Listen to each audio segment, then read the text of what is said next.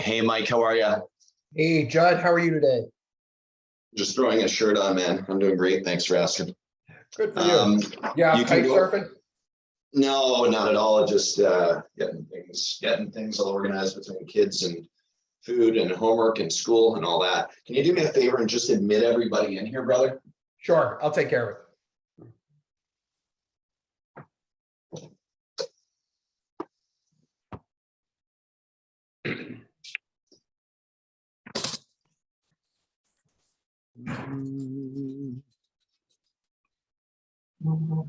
Hey, guys, hello, hello. Hello, hello. Mr. Don, Mr. Rob, Hey, guys. what's going How's on? it going, guys? Mr. Chris, what's going on? Garrett, how are you? I'm alive and well, my guy. How are you doing today? Living and breathing. That's right. Woke up on the right side of the grass this morning. I'll be there. Hey, Chip, what's up? How you doing tonight? I'm doing all right. I'm doing all right. Thank you. Good evening, everybody. Judd, how's it going? I thought she was hungry. Man, I'm seeing a lot of smiley faces on here today. That's some good news. It's either that something really great happened or something really great's about to happen. Or both, right? Double whammy. All of the above. Yeah, Chip, where are you right now? I am on cloud nine. Oh, I'm in my backyard. I'm sitting on the porch. The weather's beautiful. Yeah, it looks it. Yeah. Chip's got some big news to share. I'm excited for that. Let's wait for some more people to pop on here. Yeah. Chip, are you over on Lake George? Yeah, I'm actually in Astor. Okay. Oh, Yeah. Right over there. So I should be getting the seal rig up to the point where I can dump over for you if you want to do something on Friday or next week. I absolutely need to, man. And I'll share this when everybody gets in, but man, I have since Monday just been going wild because I got everything in, and I've quoted out about $75,000 worth of work, and I've landed about 15,000 in the past day. So Wow. it's Good. That's exciting. it's overwhelming, and it's kind of scary because I haven't even done one job yet. But we'll see how it goes. It'll go great. And I'm close enough. If you need any help, call me. I'll be there. I appreciate it. Man, that's awesome. Congratulations, Garrett. That's sweet. Thank you, sir. I appreciate it. I couldn't have done any of this without any of y'all. Y'all have been absolutely instrumental.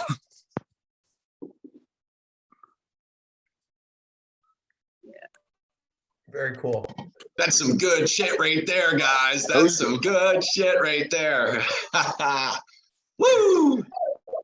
All right, guys, we're going to boogie in. What's going on? All right, we've got a wonderful roundtable tonight. I love this. This is great. I'm excited, and I know we're going to have more people popping on through this process.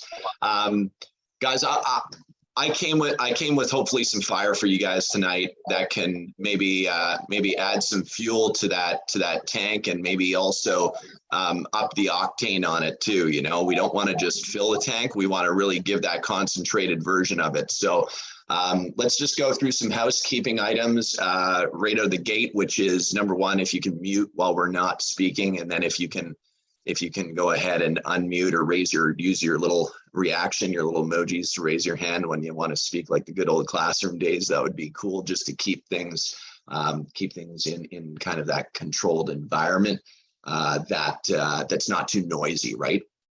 Because there's a lot of people that watch the recording as well. So I try to keep that background noise, unless of course my kids run into the room wearing a superhero outfit or something. That's always pretty cool. But yeah, let's get rocking here. We're 7:03. I am so glad to see all the incredible faces on here too. Got my chiropractor on here as well, which is like huge. That's a great story, by the way, for anybody that doesn't know, or I know some of you have heard it, but Mike I used to get adjusted, we'll just say, when I was out in Western Canada. Yeah, so pretty cool. Welcome, brother. All right, let's do this. Let's go through some wins. I want to hear more than one win tonight. I want to hear more than 2 wins. I want to hear a few wins. Let's do this first little bit and pump us up. Let's get going. Garrett, why don't you go ahead and share what's going on in your neck of the woods, since you kind of gave us a little teaser earlier. We want to hear it, brother. Tell us all about it. Absolutely, man. I got all of my equipment in, trailer's good, lined up, and oh goodness, I apologize. I was getting a call there. So got the trailer all wrapped up, website completely done, insurance completely done. And so I went ahead and got Paveman Pro and went in there, kind of did a couple mock-ups on it. And so I ended up having a day off, and I just started driving around, and every single business I went into, man, everybody was just ecstatic that I was there. So I found the decision maker, went in, introduced myself, and from that I've put together about I think it was just under $75,000 worth of quotes. I've had 4 businesses contact me back, and we're ready to get on the books. So I got them on, and right now that's accounting for about 14,000 so far. So just going to try to keep that number up. And man, what really hit me was I got all of that done in one day. And my biggest fear coming into this was, is this going to replace my day job? I'm currently managing a trim company, and I make extremely good money there, and it's nothing crazy. I don't have a crazy workload, but it's not mine. And my boss is just, he's content with where the business is, and content is a scary word for me. I never want to quit growing. So yeah, I went in and confident as all get out, and a couple of them have already gotten back to me. A couple of them are corporate, so I know they have to go through the ropes. So I'm going to try to reach back out next week, follow up on those. But I'll tell you what, man, after one day of work, if I can keep going like this, I'm not going to be at my day job much longer. So like I said, I appreciate every single one of y'all, and just the knowledge that y'all bring to the table, and that has put me into the position that I'm in right now. Judd and Tim, y'all have been absolutely awesome. Chip, man, I cannot thank you enough for being right down the road for me. But just all of y'all's help, man, has been absolutely amazing. So thank y'all so much. Congratulations, man. Congratulations on the journey. Thank you for allowing us to be a part of your journey, and you have nothing but greatness in store for you. So wear that logo proud, man, and build it. Yes, sir. Absolutely. Cool. Well, that's a great win to start out with. Anybody else have any other wins? Chip, you've got a huge win. Come on, bring it up. Let's go. Got the keys to my shop yesterday. Walked around, gave Judd a little video preview. Super excited about having a place. That's a good place to start from. So we're gonna keep on going with it. Chip's so humble. Like the place he got, by the way, it's got like 2 big bay garages. There's like a lift in there. It's like a huge yard packed with all kinds of equipment and everything. I mean, Chip, you're very humble, man, but congratulations on your tremendous move, your decision to grow. Congratulations. Yeah, and a lot of it's about this community right here. It's about you and Tim and Garrett and the other fellas on here helping each other. And I want to be a part of something bigger than just me. And this is the place to do that. Pay it forward. Let's go. Let's do it. Right, Tom Mansell, let's go. If you need any help with that, Chip, give me a call. All of my background's in residential commercial construction. I will be over there in a heartbeat, and I will bring the beer. All right. Awesome. Any other wins? Come on, we've got this rolling. Let's go through a couple more wins and then let's dig our claws in and drop some serious value bombs tonight to get you guys rocket fueling here. Any other wins? Come on. Hey, Judd, this is Alex. Can you hear me? Alex, how you doing, buddy? Doing great. You know, I've got a win. It's more of a personal win, but it's even more a thank you for connecting me with Guillaume with my software issues. And I was really struggling on my back end with my whole CRM pretty much going down and not being able to bill clients and bring on new clients correctly and onboard a lot of the quotes and opportunities and proposals. And he gave me a 3-hour Zoom call and like went through all my stuff and taught me a bunch and fixed a lot of my problems, and I'm back up and running. So I just wanted to send a huge thank you to you for connecting us. And you know, he didn't even charge me, which I thought, I was like, hey, you know, let me compensate you for your time. And he didn't even take compensation. Hopefully he didn't charge you on the back end or something like that. But if you did, let me know and I'll reimburse you. But I just want to say thank you for connecting me with that resource. And also Any Asphalt provided them a quotation for line stripes on an Amazon fulfillment center that he was doing. It's like a $30,000 bid that he sent my way. So again, thank you for that one as well. You're more than welcome, brother. It's what we do. Community network. It's how we win. It's the strength and power in what it is that we're here doing right now. And the thing is, you guys have to nurture this, right? Like you can hear that energy. I talk about it every roundtable, but like you nurture this stuff. Don't remain alone in your seat looking at a computer and or doing what it is that you do all the time that makes it very monotonous and like it can get a little boring.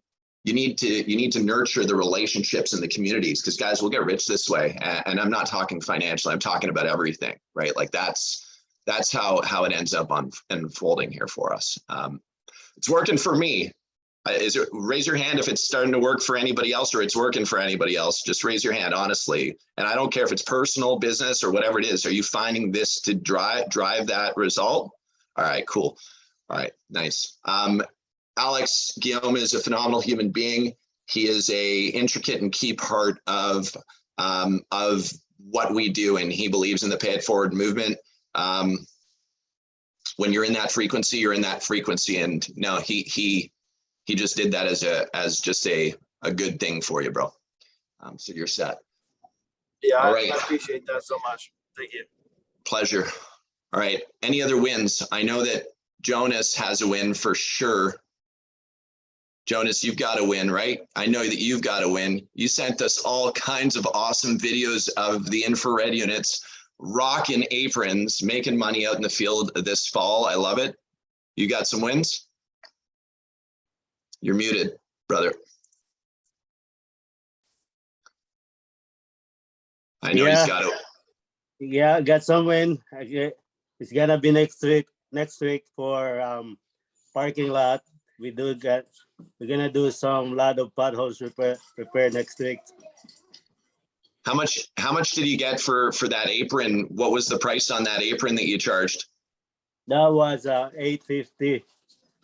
$850. How much time did it take you to do that apron? I think it was 3 hours. 3 hours, 2 guys? Yeah, for the apron, it's less than 3 hours, but we have some depression on that parking driveway, so more done with the depression and the crack repair. I got like 3 hours more. You want to know what's really cool is he went out and made that 850, but he didn't just make the 850. He actually gathered the marketing collateral to be able to use it for additional customers that might see value in what it is that he's going to deliver problem-solving solutions with, you see? So he recorded all of that and he's posted it. He's posted it all over his social media. And so now other people that have the problem of the clunk when they drive in their garage or the ice buildup along their foundation during the winter that really sucks, people now see what he's done. So he actually made 850 off of the job. But if we think about what that's going to actually unfold for him, because he captures the content that he needs to be able to use that to remarket and generate new leads for his business, I can tell you that that apron was worth tens of thousands of dollars. So congratulations, Jonas, man, that's a huge win. Hey, thank you. I have his driveway schedule next year for seal coat, and yeah. So let me understand this. It's too cold right now to seal coat his driveway. So you did the apron so that now you have them locked in so that you can go back and seal coat it next spring as that driveway on the street that you're going to use as a demo job to be able to go close the all the other properties that are on that street as well. Is that right? That's right. Yeah.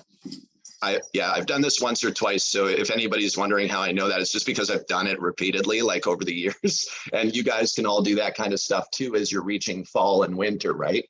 Make sure you guys are going into, for those of you that cannot seal coat in the winter months, of course, when it gets below that 55 degrees Fahrenheit for a few hours, you want to make sure that you're not going out there and doing substandard jobs.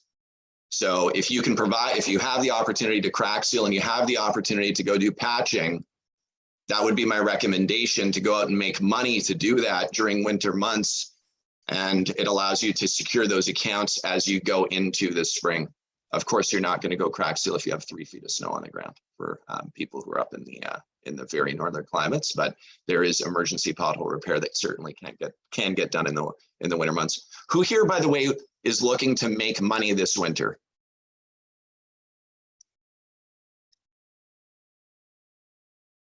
Is anybody looking to make money in the fall? What about in the spring? What about all year round? All right, cool. Me too. Me too. And what I'm trying to do, does anybody know what your revenue graph looks like for those of you that are in the business who have experience? Does anybody know what your revenue graph looks like when you're looking at a 12-month time frame for your asphalt maintenance business? Have you ever seen what that revenue graph looks like historically? Usually in the month of like October, you usually see it drop down to almost pretty much zero, right? And then it goes all the way through until like May. Is that right? For your business, for your asphalt maintenance business, it drops right off. Our business has a major drop as well, because of course we supply the market with equipment and supplies that of course need to go out and be used. So in the winter months, our goal is to help people make more money. If we can help people make more money in the winter months, then the revenue graph for us always also goes up, which means that your revenue, like if your revenue graphs are going up, ours are going up. We make more money if you guys are making money. So my goal is to make sure that you guys are out there and you're making money during the fall and winter months. I know, Jonas, you're going to be doing that because you've already been doing it. But I know, Jonas, you're going to be doing this emergency pothole repair, the pothole hunting stuff throughout the winter months, and it's smart. So when I hear things like $850 in 3 hours, when I hear of things like going out and doing maybe 2 aprons a day that could yield $1,600 in a day, or emergency pothole repair that can make you $1,000 in a day, does anybody see a problem with going out to make $1,000 a day? Raise your hand if you do. Who here is actually interested in learning how to go make $1,000 a day and the tactical approach from a marketing and sales perspective to achieve that? If you raise your hand, by the way, you're going to get an email. I'm just letting you know ahead of time because I'm going to schedule a call with you guys to talk to you about how to do that privately, separate from the roundtable. All right, cool. I see all hands up, so let's make that happen. All right, let's dive in. I want to dive into this objection call. Does anybody here want to learn about objections and how we can tactically approach common objections that come up to us in our industry, like if we're selling? Anybody want to learn that? Absolutely. Cool. Let's learn them. And guys, I just put together something quickly for us to review, but it's going to open up into really kind of, I'd like to do some role playing with some people who are interested in actually practicing, and we can practice this because we know that the more we practice, the more we will succeed. All right, can you see this? Yes. Thumbs up. All right, cool. Overcoming objections so you can close more deals. Raise your hand if anybody here has received an objection and you fumble and you're not sure how to respond. properly, and by the time you respond to it, you're like, I totally screwed up? Raise your hand if you've ever been there. Cool. Let's start identifying what these common objections are and how we are going to overcome them. And then let's practice them. Generally, a prospect objects for one of a few reasons. It's because they are not yet a believer in what it is that you have. You haven't explained the value fully enough. They're establishing points for future negotiations. Have you ever, let me just ask you guys, have you ever had somebody where you know right at the point that you've arrived that like the first couple lines out of their mouth, you know they're already going to be like finagling on price with you? You ever been there? Yes. Oh, man, me too. You ever been in a situation where you're selling on a parking lot or driveway and right away you're going to price, or you're talking about the crack sealing and the seal coating right away? It happens often. We're not going to do that anymore. We're going to sell on value. We're going to identify, remember with the closer framework from last week. For those of you who did not go through the recording from last week, I strongly recommend you do it. The closer framework, something that you really, really, really want to spend time on and you want to reflect on, and then start driving your sales process through that closer framework. Because when you identify their pain points, you can then move into selling them the vacation that they need. And then you can, of course, make them feel warm and fuzzy through that process to build lifetime value. So let's go into the next. When proposing a solution, don't just tell prospects what you think they want to hear. Build trust by explaining how you have helped other customers with similar issues. Take them on a journey to help them set realistic expectations. We recommend framing this journey using the feel, felt, found method. Feel, reiterate the buyer's objection. Show that you understand and are listening to their misgivings.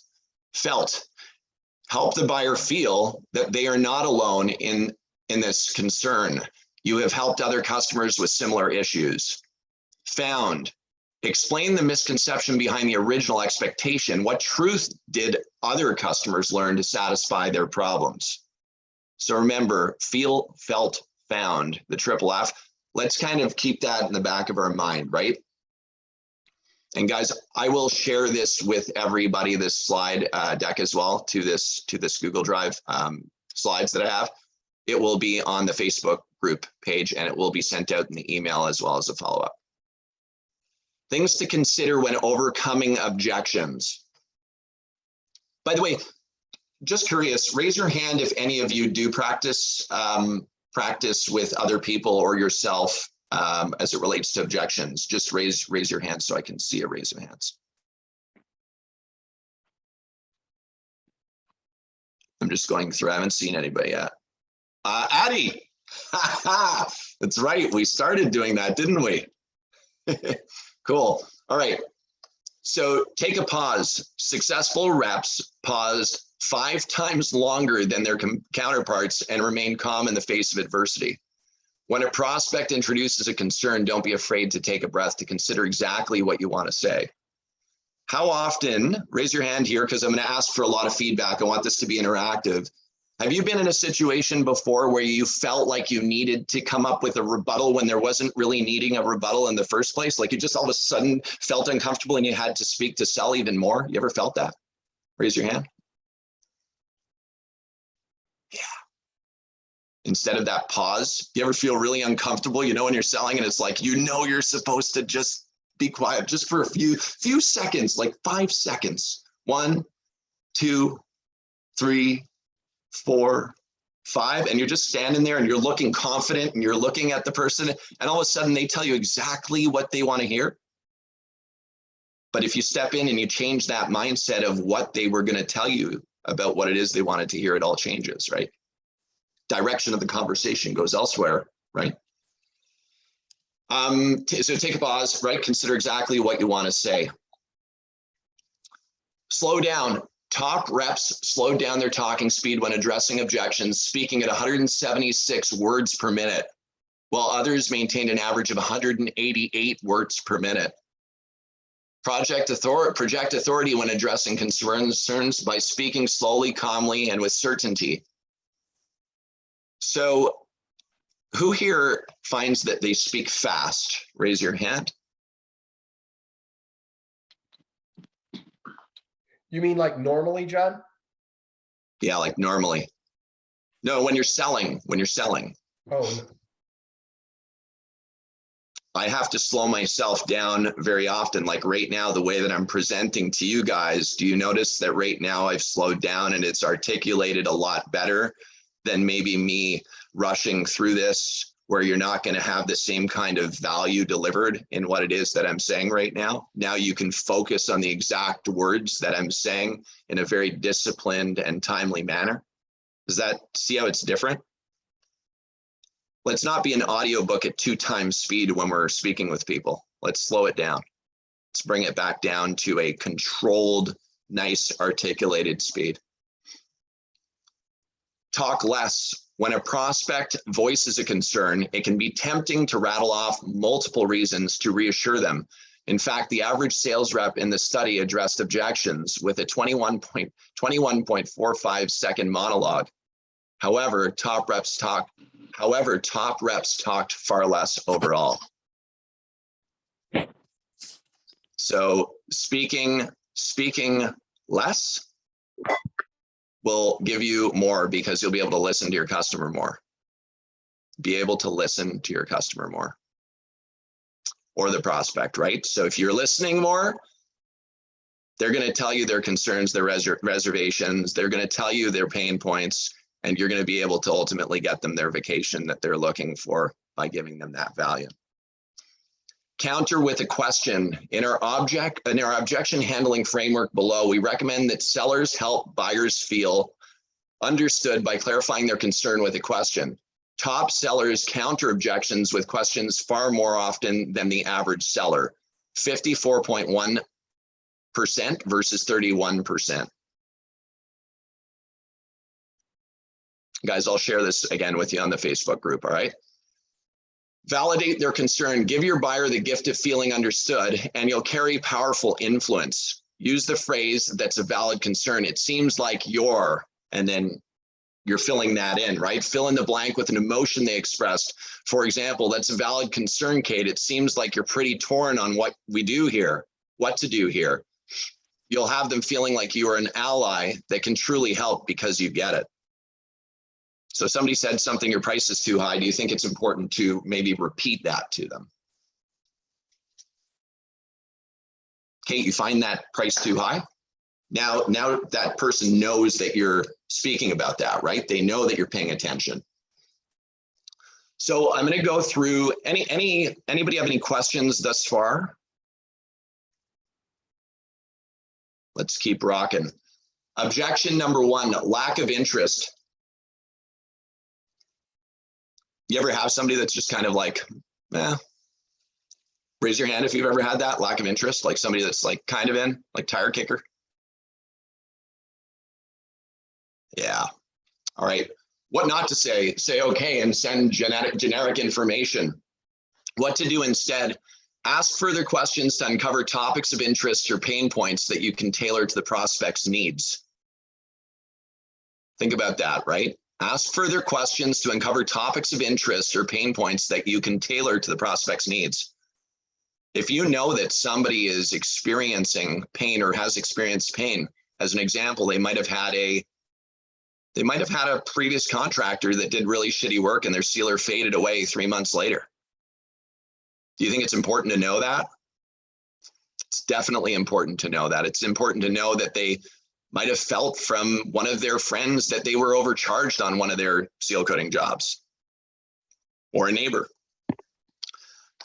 This objection is the most common and usually the first one you'll receive in an engagement. While you may sometimes get a straightforward statement, example, "I'm not interested," this challenge is often nicely masked as a request for details, like "send me info." You can leverage this response as an opportunity to ask a few qualifying questions. Then you can establish credibility by delivering information that carries relevant value to your contact. Here's a script if you are asked for more information. So Kate says, I want more information. Absolutely. May I ask you a few questions about your business, your role, to ensure that I'm sending the most relevant information to you? And then, of course, Your qualifying questions that you're going to have set out that you're going to ask are the ones that you would ask, right? So depending on the type of client, if it's residential, if it's small commercial, restaurant, hotel, motel, golf course, private airport, school district, I don't know. But like you'll have your qualifying questions that you would ask that are relevant to that particular customer group. Objection 2 is price. What not to do. Give in on your price being too high without establishing the value that your product service delivers. Has anybody ever kind of just felt that way? Have you ever like felt that your price might be too high and you just kind of give up on it? Raise your hand if that's happened to you. Sorry guys, just shutting the door. What to do instead? Focus on the value that you have delivered for clients just like them. Challenge them to focus on the benefit over the cost. So if it's price, do you think that the project that they're doing is all about the price, or are they doing it for another reason? What's the reason why somebody's actually considering doing the project in the first place? Is it safety? Is it ADA compliancy issues? Is it that they want to prolong their asset? Is it that the gas station across the street or the hotel competitor across the street has a way better looking parking lot and has a way more appealing curb appeal? Good to know that, right? Good to know why they're calling you about that, so you can speak about the value and maybe you can deliver some great information on your tablet to them, maybe a video of how you operate and what it looks like. Maybe sharing an article about how there was a $69 million legal suit that took place where they ended up losing $69 million to somebody who ended up tripping in a parking lot in a pothole. Maybe that article would be something that you would want to share, right? And give them that value. Help them understand how you are there to solve that problem. So over 35% of today's sellers say their biggest challenge is overcoming price objections. The main thing to remember is this: for prospects to consider moving from the status quo, the perceived value must be greater than the price. Spend your time building higher value with stories of similar clients, and the return on investment they achieved both qualitatively and quantitatively. Does that make sense? The return on investment, right? So when we think about a pavement asset deteriorating, do we think that it's okay to just leave a pavement asset sit there for 12 or 15 years with zero maintenance? Or do we think that things are going to happen through that process that are going to end up taking place that could be very risky for them? And then every 12 to 15 years, they have to replace that pavement asset versus perhaps doubling that lifespan through maintenance and showing them what that graph looks like, right? Having that infographic that you can present to them, showing them that value. Here's a script for a prospect who tells you that your product costs too much. I understand the price might have been more than your team initially budgeted for, but I've got many examples of us establishing a lot more value than you had initially expected to. If we can show you clearly throughout this process that our value far outweighs the cost, would you be open to continuing working with us towards a solution? If you knew that off by heart and you had the most belief and conviction in that particular paragraph right there and that question, do you think that maybe, just maybe, you might be winning more deals that might have an objection about price? Let you think about that, right? Just for a second, right? So that's something definitely to consider. That's objection number 2. Michael, do me a favor, read this out for 1 second. I believe that my child got really hurt downstairs and I'm just going to need to attend to that. Michael, can you see this? I got it. Yep. So just cover off this, please. Sure. Lack of agency. Immediately move away from this person and engage someone else. Hire. What to do instead when they want to talk about, hey, who else do I talk to? What you want to do is empower someone of a lower influence to be your champion. How do you help the people that you're talking to make it them look like a hero and a rock star to be able to go out and establish what their business needs. So one of the things that we always take a look up is how are these people and who is part of that decision-making authority? Understand when you're talking to them who it is and learn from them how you empower them to be the champion of your deal. So they may come back to you and say, hey, I'm not the one who makes that final decision. Okay, who does that? And then learn from them what kind of influence. So I think Judd wrote a great script here. Hey, you may not be that final decision maker, but what we do and what you can do impacts you significantly. And I really appreciate the opportunity to learn more. So you're basically telling them and building them up to be a hero and to be someone who's your champion inside. Because let's be honest right now, even in a small business, no one makes the decision by themselves. What they say is it's right now anywhere from 3 to 8 people make a decision. So if you can have a champion in the room and those people are making that final decision, it's going to make your job that much easier. So think about it this way, like Judd is doing here in these exercises, you're enabling someone to sell for you. And think about it that way. You're helping them to help themselves, to help sell what your product is. Thank you, Mike. Everything is hunky-dory over here. Just a slip on the staircase. Oh. Poor guy. So does this make sense? We all know that there's gatekeepers, right? We all know that the people that we communicate with, like if you're at a store, you walk into a storage facility and at the front desk, there's a secretary there, or a car dealership, right? There's somebody there. There's one of the car sales guys on the floor in the office, just off the showroom floor, and you need to get through. The goal would be to, of course, make sure that that person is feeling extremely good about passing along the information because you've given them enough value and understanding in what you're trying to deliver, right?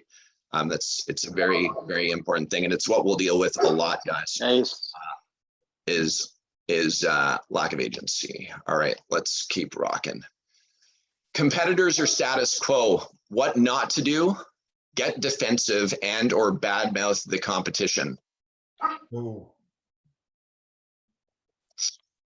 Anybody here, honestly, straight up, for those of you on video, you ever been stuck in a situation where you almost feel like you might not be armed with enough of your rebuttals, perhaps, or you haven't practiced enough where you feel like you have to almost badmouth the competition to win the sale? You ever been there? I've been there. I have been there in the past, not anymore. Judd, could I get in on this real quick? Absolutely. So in the position that I'm in right now, I get that a lot. There are in the trim industry, in the area that I'm at, we really have 3 main companies, and one of them is pretty vindictive and talks quite a lot negatively about the other companies.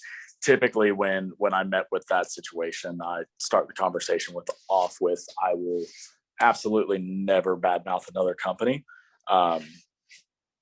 Typically, in that scenario where I met with that objection, I go more towards, if you decide to go with them, that is absolutely okay. I am here to make sure that you get put with the company that is the best fit for you. If that's not me, there are no hard feelings whatsoever.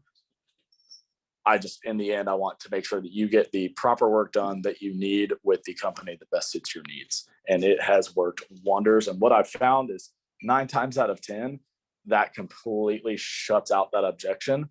And honestly, it makes them trust me 10 times more than it would the company that's out there talking trash about my company. So makes a ton of sense for sure. When I was younger in the field, when I hadn't practiced and I hadn't sharpened my skill set yet, that was one of the ways that you would speak about, like it was one of the go-to places was like speaking about competition. Like, I saw a piss poor job, just be very careful. That sealer's not going to last very long. They put down a really, really thin coat. I wouldn't want you getting hurt from that, right? I wouldn't want you to lose your money. And when the mindset changes from paying attention to your competition, it's a really interesting thing that takes place. They're always going to be in your rear view mirror. Like they'll always be there. Competition, you should know it's healthy, right? Like it's good to know that there's competition. That's a very healthy thing. But the key is to focus on your message and focus on your goals going forward. Make sure your headlights shine bright in building your rapport and credibility. Because at the end of the day, anybody that breaks down other companies, they're straight up just hurting inside and trying to figure out how to make the next dollar to be able to make a win through a dirty way. And that's not ideal. You guys can see that a lot in the social media, in the different groups. You can see people who are pretty bullyish and very negative, and there's multiple hands full of those people. And what they try to do is they try to hurt people. That's what they do in order to try and be in that spotlight and gain the respect of people, when it really just ends up burning their building down. Rob, you were going to say something? Yeah. So just on that topic of social media, it's such a powerful tool. And I mean, I think everyone should be making the conscious decision to reach out on social media, any of your competition that is in your area, and love everything they do, because they cannot badmouth a company that is constantly loving what they're seeing you do, right? So when you're reaching out and you're making comments on their social media pages, right, you've instantly built a relationship with them. They're not going to go, some will, but very few will go and badmouth you to a customer when they know you have this kind of connection. You may not even met them at the very beginning, but when you're building that social media relationship, it's so powerful. And I mean, I know everybody in the area here, and I talk to them, and there's just no way that they can badmouth me or would I badmouth them, right? Because you build that relationship. And that badmouthing also mostly comes from fear, right? That other companies have about you. So you build that connection, and it takes that fear away, and it lowers their guard, right? And they become equal to you. It is absolutely 100% the way it should be. It's easier that way. You know who's a good example of that too, Rob, is Keith Calloway. Keith Calloway Sr. from KNL. He's he's an incredible incredible human. They buy paint, a lot of paint from us, and they share their paint with contractors in their area, smaller guys that need paint. It's pretty awesome, right? Yeah. Pretty awesome. Yeah. Right, let's go through the fourth objection here. So let's roll through. Be prepared and knowledgeable about the competitor they are using or evaluating. Ask questions that address areas that competitors, their current system, may lack, and where you are at a position of strength. Every salesperson should be able to make a strong case against their competitors. If you don't have a strong sense of your position in the market, bring together your top sellers, CRO and product marketing, then create a SWOT analysis grid of your top competitors. By the way, a lot of this has been pulled from stuff online, guys. This is not my own crafted stuff. This is stuff that I study. And this actually was pulled from HubSpot, which is a phenomenal company. They're a very, very well-established company and great learning. So create a SWOT analysis grid of your top competitors to truly understand where you are stronger and weaker. Does anybody have any kind of competitive analysis that you guys have done with competitors locally? It might be something to write down as a note and consider doing that, just to understand your differences and the difference in value and where you stand, you know, who's stronger, who's weaker, and what are areas that they're shining with that you maybe could follow suit and drive past. This exercise can help you develop a series of objections, handling, and conversation strategies that play to your strengths and move away from your weaknesses. Here's a script when your prospect mentions a competitor. It's great that you're looking at all your options. My goal is to help you make the best decision for your company. While I can't speak for the competition, we've built our product service with the specific need of someone like you in mind. Here's how we handle solving this challenge. Make sense? Makes sense. Cool. Timing. What not to do? Plan to follow up months later without actionable next steps. What to do instead? Dig deeper to find the real reason that your prospect is missing the value. Or if timing is genuinely off, make sure to get commitment from the prospect that you can hold them accountable in the future. Like the old adage goes, timing is everything. Well, in sales, it might not be everything, but timing is a key factor in every deal. The reality is, it's nearly impossible to get the timing exactly right naturally. Instead, salespeople have to create urgency and shorten the timeline. It's not easy. One of the most effective strategies we found to push timelines up is by establishing value. Finally, if the timing really isn't ideal, be sure to get a clear commitment on a future timeline. Here's a script for when your prospect mentions a competitor. I think that was completely wrong. Just bear with me, guys. I have the wrong one in there, but I can certainly go to timing. What I would say in this particular situation is if they did say timing, and I wanted to pull up the quote because it was awesome, but if they happen to say it's not a good time for me, then we would want to understand from a value perspective around what it is that they might be dealing with from a time standpoint. So if they are saying, well, the timing's off because I don't have the money, that's a little bit different than timing being off because I'm worried that it's too late in the season or too late in the year, right? I might only want to do it in next spring. So what I say is, if you are actually considering doing this, which I believe you are now that we're here speaking about this, what kind of timing would you be looking at when you would want to move forward with this opportunity and pin it? Find out the actual timelines that they're wanting to work with. And then once they give you that timeline, for example, if they don't want to do it this fall, but they want to do it next spring, it could turn into a situation where, of course, those potholes on their parking lots could be an issue once they learn about the value side of this, like what problem you're solving. If those potholes are left unrepaired, that becomes a safety issue. Litigation again, right? So you want to bring that to their attention to perhaps expedite the timing. The other thing is, has anybody seen material costs go up yet this year? Raise your hand. Have you seen supply prices go up? Cool. So I'm not anticipating a lot of drive up in pricing, but I think there's going to be some more price increases. I'm not 100% sure. But with that being said, right now, this is the price that we can lock in for you right now to move forward in getting this project completed. You know, at the end of the day, if we preserve your pavement now, it's going to be a lot less expensive than to preserve it next spring. Do you feel that the pavement may deteriorate through the winter months? Yes or no? If they say yes, then they are kind of put in a position where they need to select timing. We've actually got, I think Brian's on here. Brian, are you on? I think we had Brian on. You might have. What's up, Brian? What's up, man? We've got super sales extraordinaire on right here, Mr. Brian Hess. Welcome, buddy. What's up, brother? I'm just getting in my office here. I'm gonna turn my camera on. So I have a question for you. Sure. Since I totally fudged this last slide on the quote. Question for you. So if somebody says timing's not right on a project, how do you deal with that?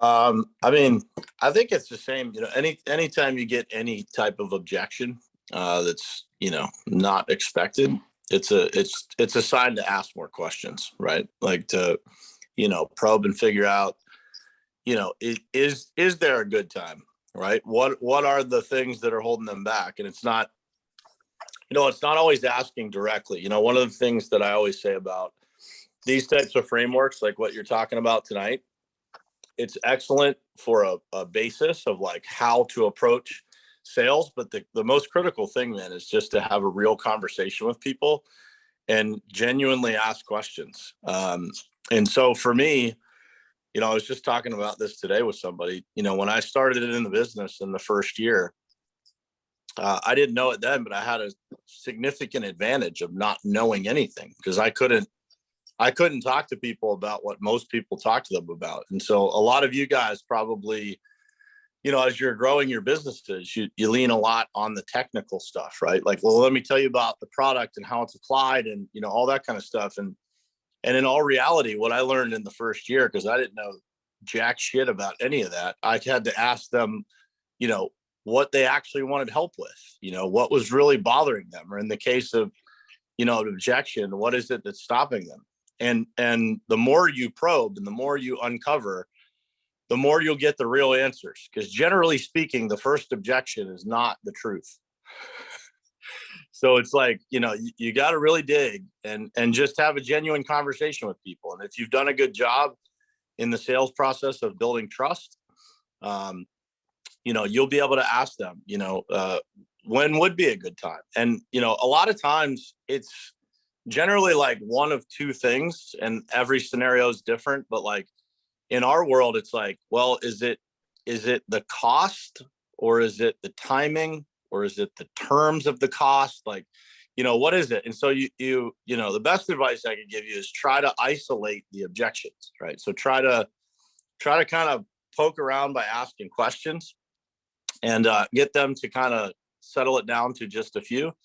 And most of the time they're going to come back with something that you can actually work through. There's always ways to work through. We had a job this year that was turned into an issue. There was just a bad subgrade on the job, and it really put the customer in a bad spot. And so they were opening a new location, and my team was dealing with it. And when I got on the phone with the decision maker, I just said, hey man, is it the cost, or is it the fact that this new location is going to be delayed opening?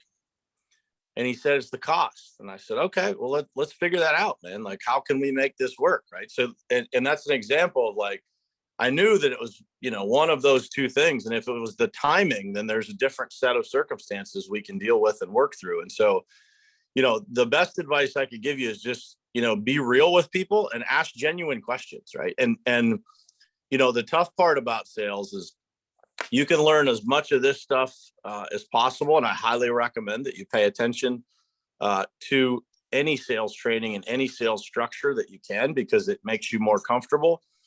But the reality of your situations is going to be that until you do it 100 times, you're not actually going to know what you're doing. Right. And so when you present 100 times and you get, wins and losses, you write 100 quotes, you'll know what you're doing writing quotes. When you get, 100 proposals out in the field, you get some reps behind you, you start to know what people are going to say. So that's where the predictive nature of being able to, kind of guess what people are going to say and then eventually know what they're going to say. It's one of two or three things.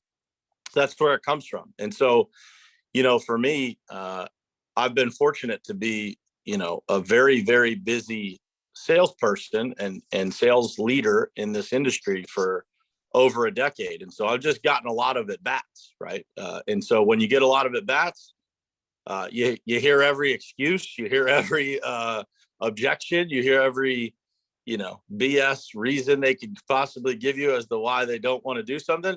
And, if you have a good enough relationship, you can work through all of that stuff, right? Because, no just means I need more information to say yes, and that's not in a pushy fashion. It's just like, I need to ask more questions. And I always say this, if you get a no, walk it back and figure out in the sales process where you didn't ask enough questions, what information you didn't uncover.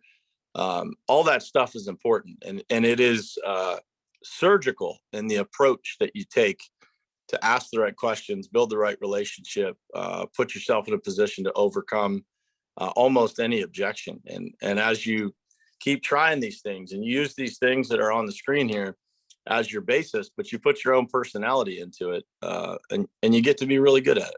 It just takes time and repetition. So true. I was watching a podcast, well, listening to a podcast rather.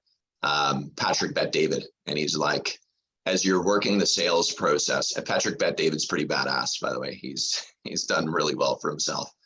But what he talks about is clawing into it, like I'm digging, right? It's like if they say no, it's not the right time, the price is too high, it's like dig into it and figure out what is really this you know, this challenge, this hurdle that they're having to be able to say yes, right?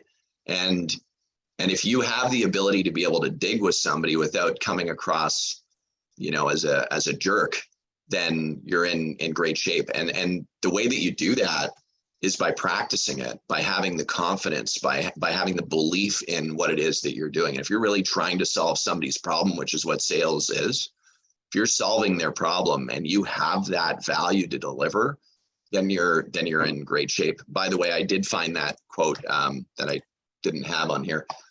So here's the quick script that was put up was, I totally understand timing might not be perfect right now. Most of our customers took several months to consider this type of product solution before ultimately making a choice. I'd just like to ask a few questions to help me diagnose an appropriate time to reconnect with your team in the future, or connect with you and your team, or whatever it is. Follow up with key qualifying questions. If I can show you how we can deliver value X, would you be open to connecting with me in this time frame? So that's just digging, right? You're going into it. And I think that's such an important thing. How many people here find that timing is important in your life? It is for the customers and your prospect, like it is for everybody, right? Everybody raises their hand. It's, you know, if there was a panel of 10,000 people here, that would be it. Brian, thank you for dropping that, man. You guys are finishing this season with record sales numbers and everything. I see too that you've just hired a ex-football player as well. Yeah, we just hired Trey Tipton, who was won an ACC championship at Pitt last year. He was actually the guy that recruited Kenny Pickett, who's the quarterback of the Steelers now, to Pitt. And he won the Disney Spirit Award for the most inspirational college athlete. So I met him, actually, you were there, man. It was at the TCS event in Pittsburgh. He came with one of our speakers, and he hit me up about a month ago and said, man, since I was there and met you guys, I haven't stopped thinking about trying to find a way to work with you. And we had lunch a couple of times and talked about what that would look like. And that's awesome.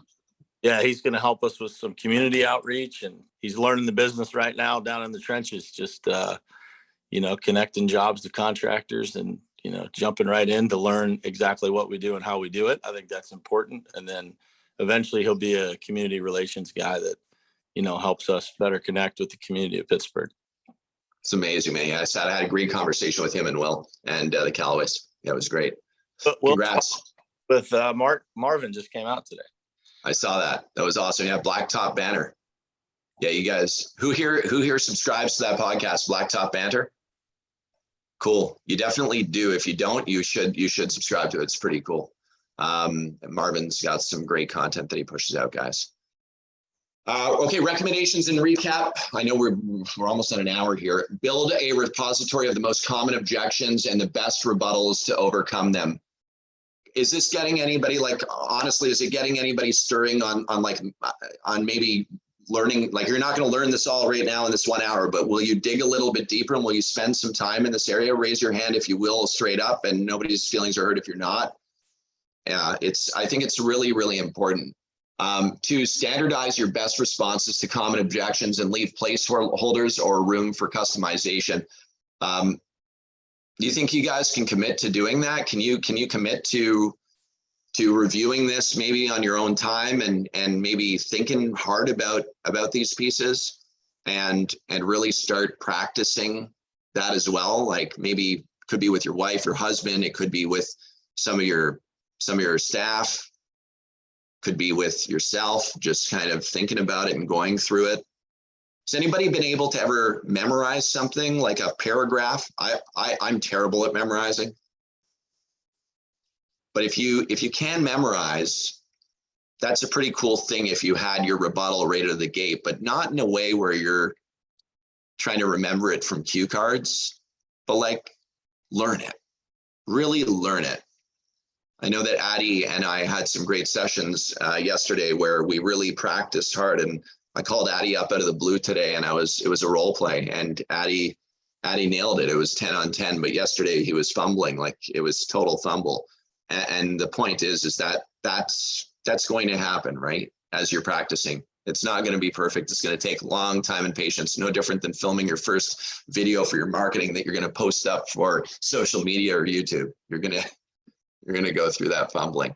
3, stay calm and focus on listening. There's no such thing as a perfect response. You won't say the exact thing to turn a prospect's objection around every time, but you can listen well, and remain human.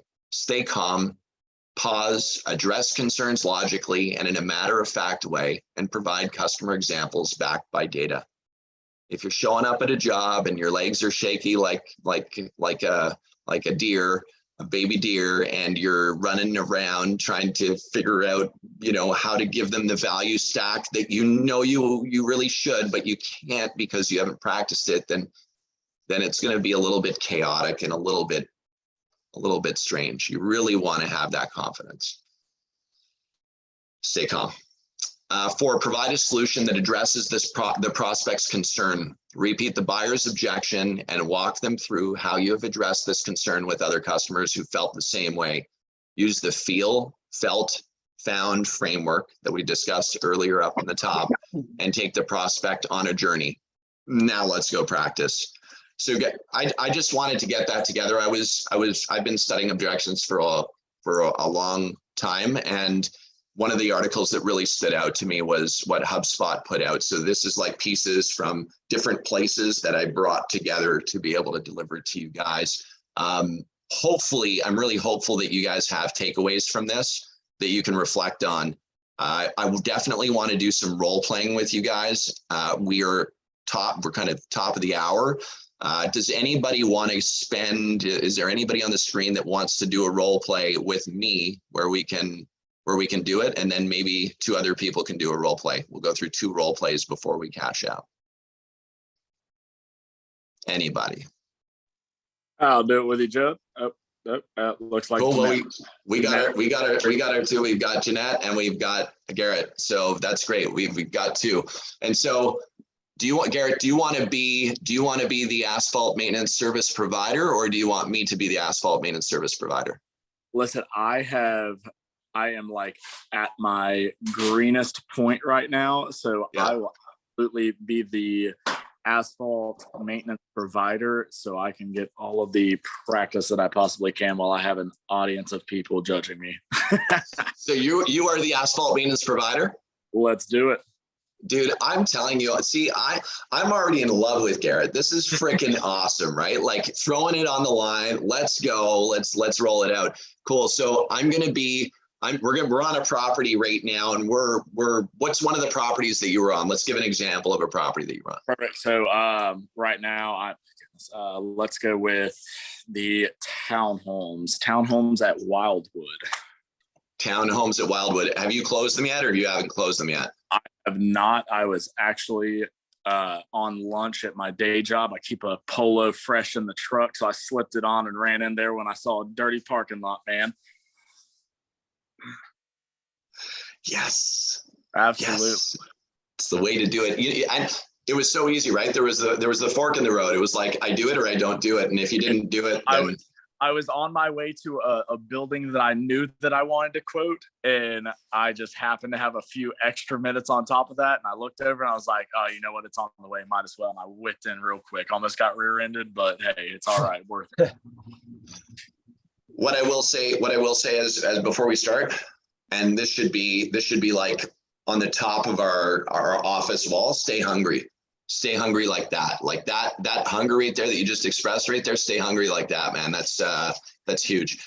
All right, so let's roll. I'm on the property right now. You're walking up to me. You found me, and hey Garrett, how's it going? Sally said that you were looking to speak with me. Yeah, absolutely, Judd. I was passing by and had to whip a quick U-turn. I came in and I just noticed your parking lot was out of ADA compliance, and it's looking a little thirsty. I just wanted to swing by and just let you know what I do. I own a striping and seal coat company. If you're not familiar with what that is, essentially we take parking lots that are looking a little sad, and we bring them back to their glory, back to black, fresh blacktop, fresh lines. It's one of those things that you have your neighbor over here that their parking lot looks fantastic, and then yours is over here, and not to degrade your parking lot, but it definitely needs some work. Would you happen to be interested in getting a quote for me to come in here and get you back to looking good? Yeah, we actually, we are really kind of, in a tight budget right now. Things are pretty tight over here after COVID and all that stuff. It's been tough, but I guess what I might consider doing is maybe leaving it off until next year when we have it in the budget, Garrett. Oh, Judd, man, I completely understand. It's one of those things that it's not at the top of your mind at all times. I completely understand that. It does not cost what you may think it would. It's just, I will put together something for you. It will not take long at all. I'll send it over to you. If it works, it works. But I can tell you that it's one of those things that when I send it over to you, I think you're going to be surprised at how little it actually costs to get this back to its glory. And if it's not in the budget, let me know what you're thinking, and we can work together and try to get it to fit your needs. If not, no problems. I'll follow up with you at a good time when you're coming up to your fiscal year, or when you actually need to put that money out to get this back to where it needs to be. That sounds great. Yeah, you could shoot over a quote. Absolutely. Perfect. I'll grab some information from you and I'll have it over to you tomorrow. Sounds great. Thanks, Garrett. Absolutely. All right. So let's do that. That was great. I'm going to help to just spin it the other side so that we can hear from both sides. And then let's go with takeaways from that. Okay, team. So I'm walking up to you. I'm walking up to you. Sally has brought you my attention. Hi, Mr. Garrett. How are you? I'm doing well. How about yourself? I'm doing great. It's Judd from Ace Seal Coating and Striping right here, local company. I was driving by your parking lot right here and noticed it definitely needed some love. I see some cracks and potholes on the parking lot. Have you noticed those as well? Yeah, I have. It's definitely not looking like it was a few years ago. The hurricanes and everything have definitely taken its toll. So yeah, it definitely needs some work. Great. So that's one micro close. I got you to say yes, right? That's the first yes. Okay. Is safety important to you? Like, you wouldn't want anybody tripping in that pothole and having any kind of liability issues, right? No, definitely not. We have a lot of elderly people who live here, so definitely do not want any of that. Safety is important to you guys, right? Oh, absolutely. Great. Now, one more thing that I always end up saying to people that I'm looking to essentially manage their pavement assets is, you of course like to save money as well, right? Like, I'm sure the HOA or the board loves to save money for the property so you can invest it into other parts of the business. I think we might have lost Garrett. Yeah, absolutely. It's definitely at the top of the priority list there. Great, cool. So safety, prolong the asset, and of course you want it looking great. That's another thing. And that's exactly what we're committed to at Ace Striping and Seal Coating. We do that. We literally will come in, we'll do all of the work for you, hassle-free. It only takes a couple days to do this size of a parking lot. But in order to really get this thing moved forward, I'd love to be able to get a proposal prepared for you and get you a quote in your hands so that you can take it to the board to be able to make the decision. Are you the only decision maker here at the property? I am not. I actually have just one person above me, and then it goes right into corporate. So great. Well, what I do is I always try to be a lighthouse for sure with everything that I do, and I want to build a solid relationship with you. So if I silver platter this for you, Do you think that you can get that through to the right person? And then maybe those people that you're going to be meeting with, I could come in for a meeting to meet with them as well so that we can get this project pushed forward? Obviously I'll have to send it over to them, but I don't see why it would be an issue. Great stuff. Great stuff. Well, I'm looking forward to making the parking lot safe, because those potholes right there aren't looking very, very good. And I'm concerned about them. Somebody falling, you said there were elderly that were there. And ultimately, I want to take care of this pavement asset, make you look like a hero as well. So I'll get this quote over to you and let's follow up. From a timing perspective, when should I follow up with you? Perhaps Thursday of next week, 10 a.m. or 2 p.m. better? Whatever works for you. I'm here all day. Great stuff. Sounds great. When will you be meeting with the other person responsible for making the decision? I believe they will be in tomorrow. I will put it on my post-it note and get with them as soon as they get in. Awesome.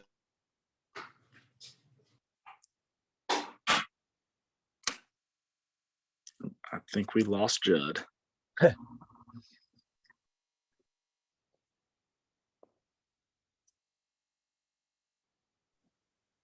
Yep, I think we did. Oh man.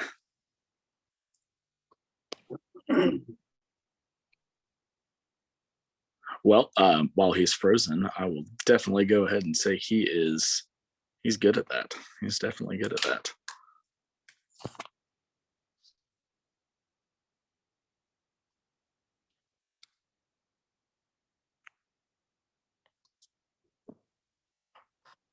Hey, also, while we're waiting on Judd maybe to come back, Rusty, are you on here?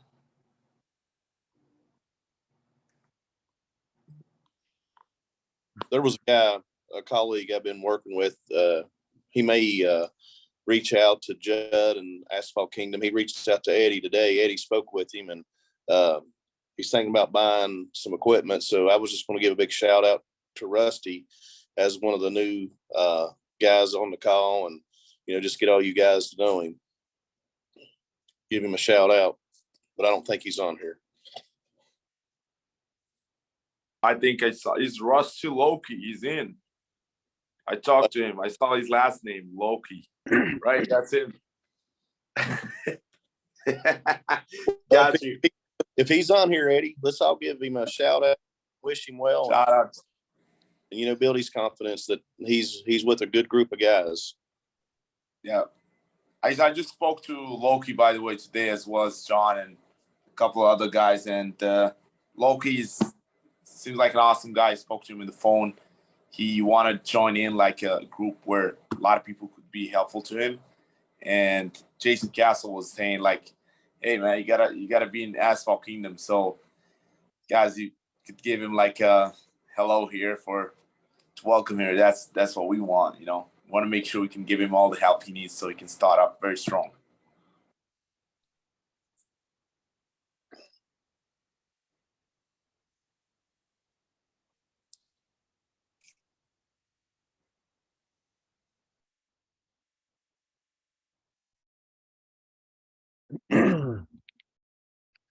Hey Rob, when does your season end? Officially today. That's it? Yeah, we actually our sealer, there's 1,500 liters left in the tank down where I get my sealer, about 5 minutes away, and they'll be done tomorrow. So I shut it down. I had to tell a few people that I couldn't, probably wouldn't be able to do it till next spring. So got a big one in on the weekend, and now that's it, except for a few potholes and such. So I'm coming up there. I'll be up there first week in November. I was going to see if we could bang one out. Oh man, yeah. I don't think I can get any sealer. Yeah, I hear you. All right, we'll get them next time. We'll do it next spring. Awesome. Cool, man. Garrett, I lost the sale. I completely Oh, lost the sale. oh no, man. I went with somebody else. You backed out, and I looked at my wife and I was like, wow. Oh wait, no, I didn't know. I got in the group and I was like, man, he just killed that. Damn. So just remember everyone, safety is a really important one. You really want to build your objections and your sales pitch around safety. you need to make sure you're speaking about prolonging the pavement asset, which is save. So safety, save, and then make it look pretty, make it look good. And oh, I'm sorry. Go ahead. Just a quick question for you. So on that particular one, when I went in today, the property manager, she was a sweetheart, absolutely knew that it needed to be done. Basically what she said was, bring me 2 people that are more expensive than you, so that I could submit this and have you come do it. I'm coming from residential sales to commercial, which I'm absolutely thankful for, because the heartache is 10 times less, but it's still a new animal to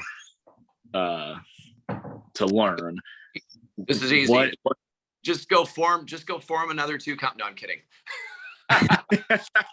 See, I was actually going to reach out to Chip and have him write me up an estimate for yeah, get the about bits from 10,000. here. Yeah, there you go. I will just say this. She asked for something. You have the opportunity to do it. Whatever you do is what you do. I like taking the high road on everything that I do in my life, certain point in my life, and try not to, because shit, karma's a bitch, and honesty is really a good way of pushing.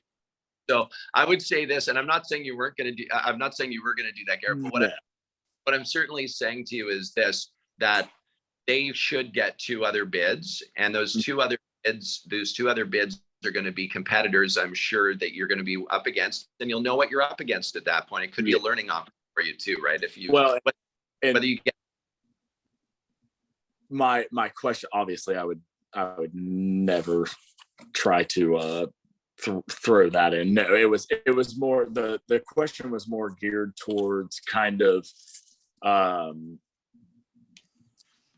she said that they were at the end of their fiscal year. They have a budget that they need to get rid of, but she is obviously up to her ears in work, and she's not going to go call around for 2 other bids. I can assure you that. So is that kind of one of those things in y'all's experience that y'all found she's just going to take the 1 bid, or because her company requires 2 bids or 3 bids, that it's just going to go dark? What I do is I would get 2 more bids in as subcontractors to do the project, and then look at your margins and look at your subcontractors' margins and find out who you're going to work with. You could deliver, essentially. You could make a deal. Pay your competitor, get a competitor to give you a commission. Yeah. Oh, Chip's over there. I'll call Chip tomorrow. Yeah. We'll get on that. I mean, that's 2 bids right there. Your bid, Chip's bid, and somebody else's bid. And at the end of the day, we're together as a team. This is community. It isn't about being about, right? It's being about collaborative and making it a win. Absolutely. When I was talking to Chip about that's what I love about this industry, is everybody that does it is, I mean, I literally walked into my competitor's office yesterday. I swung in and said, "Hey, is there an owner in?" And walked in there, introduced myself. "Hey, I'm Garrett. If you absolutely anything, if you have a job that's too big and you need help, or if it's a job that's too small and you don't want to do it, give me a call." So that's just what I love about this industry, man. It's crazy. It's interesting that you say that. It is the industry is an absolutely incredible place in the right places. So stay in the right places. It's very, very special what we have here. It's a very special thing. Yeah, it's stay away from social media unless you're marketing yourself a lot. But no, the community, there's a lot of ways, just like Chip, like people like Chip and people on the screen right now are very special people. It's not, yeah. Jeanette, let's roll. What's the role play? Who's who? I'll be the owner. You'll be the business owner. You'll be the business owner. Okay, cool. And what kind of business are we talking about? We run Emery Asphalt Services. We're just starting up. I've never done this before. This will be my first time ever doing pitching a sale. Cool. So you are the owner of Emery Asphalt, and I'm the property owner. Yes. Okay. What kind of property do you want to pitch? What Something in commercial. I'll let you pick it. Anything in commercial. We're mainly doing striping services right now. Cool. Well, let's start with a small. Let's start with a motel. A motel. Okay.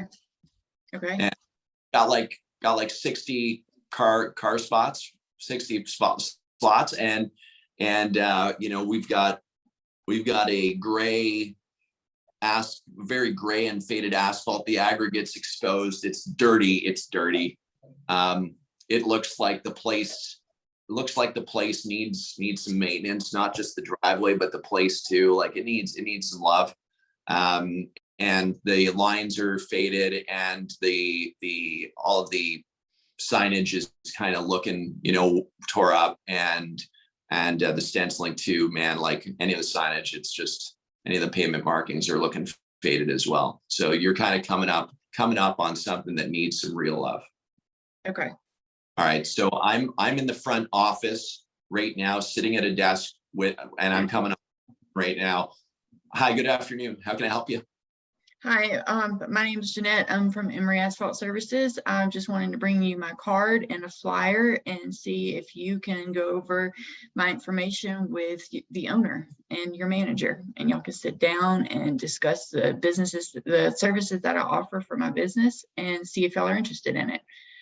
When can I give you a call back to follow up? And so I love this, because this is my thing to do in the world, right? How uncomfortable is that for you? Very uncomfortable. Yeah.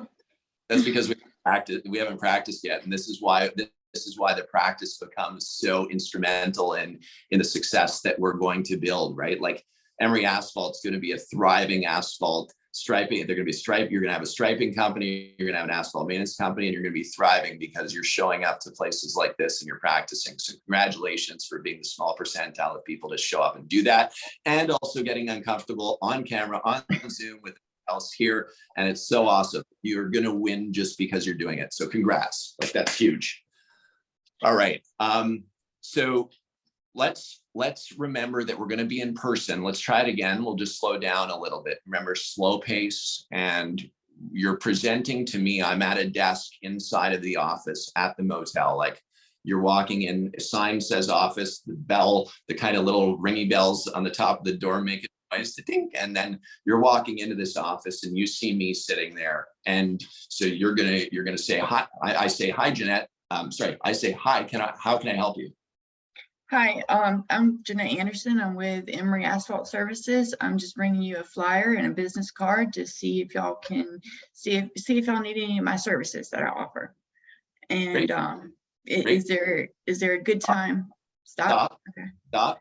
Let me speak right away. So it's like, Emery Asphalt Services. My name is Jeanette. We're a local asphalt striping company. And I see that your parking lot needs some striping. Would you be the right person to speak to about striping this parking lot? Okay. Something like that, right? You want to, okay, so let's try that one more time. Okay. Hi, my name's Jeanette. I'm with Emery Asphalt Services. We're offering striping services right now.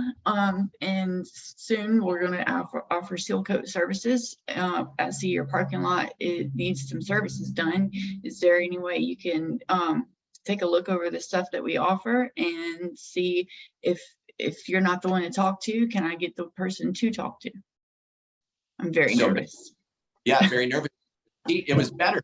Was literally, you had a shift. The percentage of improvement was massive just in that one introduction. So think about the way it flows. Hi, my name's Jet. Hi, my name's Jeanette with Emery Asphalt. My name's Jeanette with Emery, right? Striping. Is it striping and asphalt services? It's Emery Asphalt Services. So right now, we're just offering striping, but in the future, my boyfriend knows everything there is to know about concrete and asphalt work.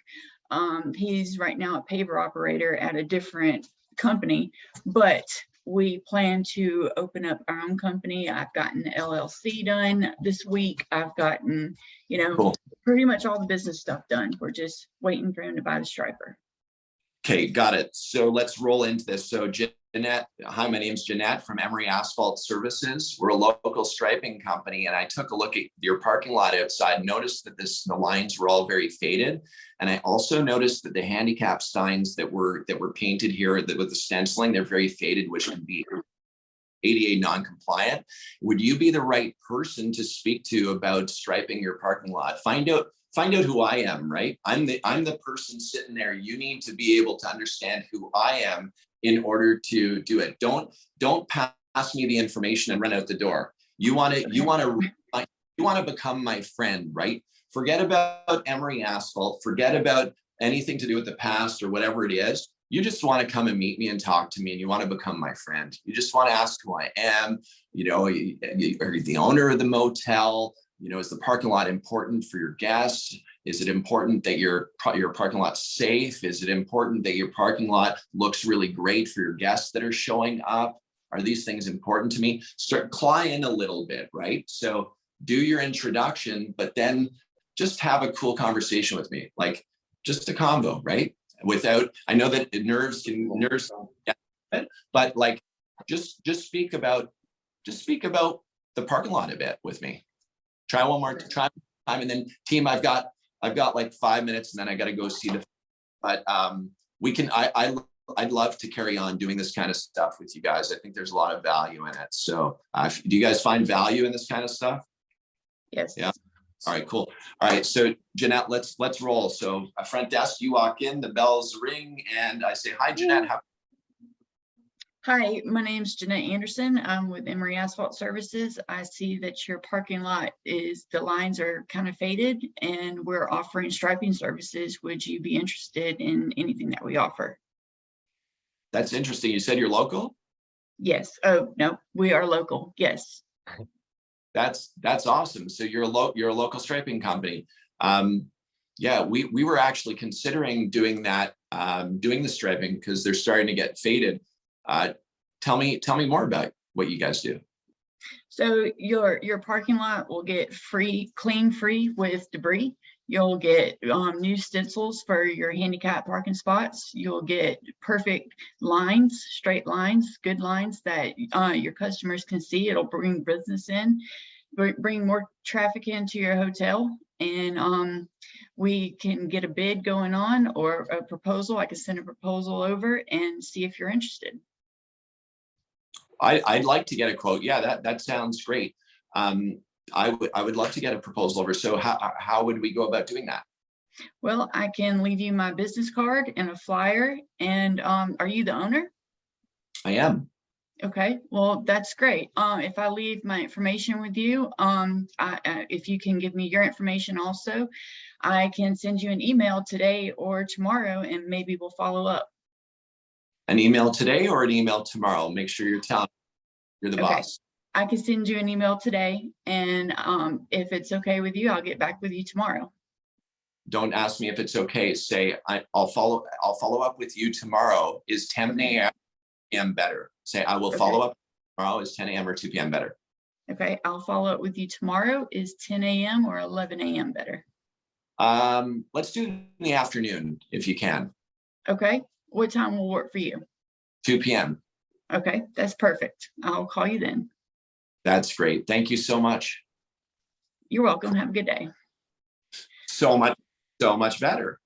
So better, like so much better. And so what you don't want to ever do in sales team is you don't want to put yourself in a corner where you're letting the person make one decision. You have to give them you want them to make one decision, but you have to give them options to choose from.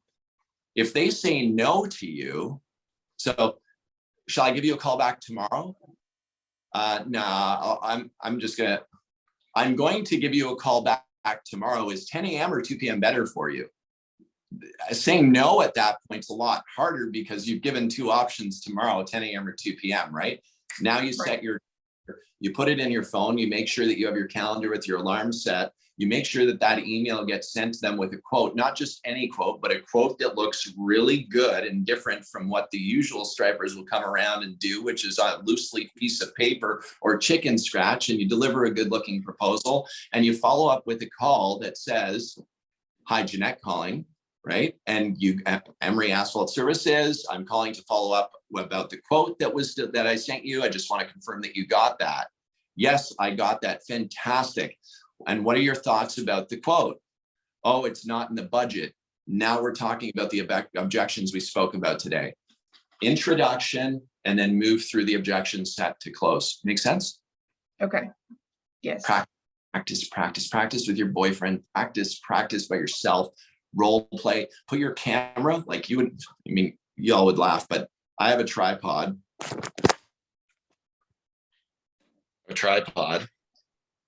That I film selfie videos in just to build my confidence and trust, and I watch it back. Imagine.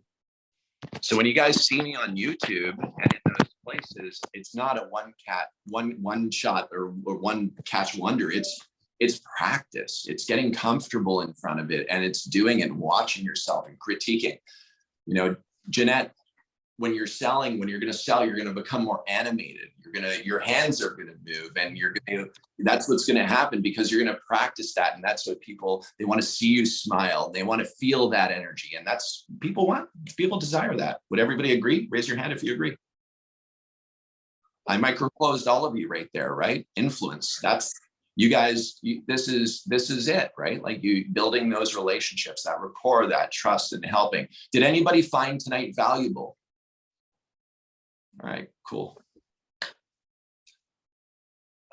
Jeanette, you've got lots of work to do, but the great news is you're willing to put it in. I know it, and you're gonna crush it. And I know that everybody on here will. Let's try to do some role playing next Thursday as well. Try to go through a couple more, and maybe bring some deals that you might be working on that you're challenged with, so that we can work on those specific ones. Jeanette, when are you going out to a motel parking lot? I don't know. I mean, I can go Friday, probably. Cool. I'm working, a job right now, my actual job. We're starting this business on the side, so it's going to be side work for right now until I can, quit and just dedicate 110% to the company. Cool. I have a challenge for you. Find a motel or a hotel, like something similar to what we spoke about, or close enough, and give it a whirl. Okay. It's okay if you don't get the job, but that's how you're going to practice. There's going to be lots of no's. The goal is that you need to practice in order to get there. I can guarantee that somebody who says a no today will probably say a yes later on down the road if you show that persistence and that dedication to going back, and you show that property owner that you're committed to doing that. You might not follow up every 3 days with them if they've said no, but you'll get that client. So don't feel like the no's are burnt. They're okay. all they're not burnt. Those are opportunities. Okay. There are people on the screen right now who have said no to us, but they're here right now. Okay. Stay disciplined, stay determined, and keep that action going. Team, thank you so much for this. I know it was a long one. We did a 90-minute run. I'm going to spend time with the families. I'm sure you guys are all going to do your thing. Sorry for the interruption that we had with the internet. We've got some crazy things that go on this little island down here where power goes out and then the generator starts up, and then we have power and lights and internet again. But thank you for your patience. Appreciate you all very much. Let's see you next Wednesday, same time, same place, right here on the AK Roundtable. Jeanette, go and crush that sale. Okay. Thank you for your help. Great job, Jeanette. Thank you. Have a good night. Yeah.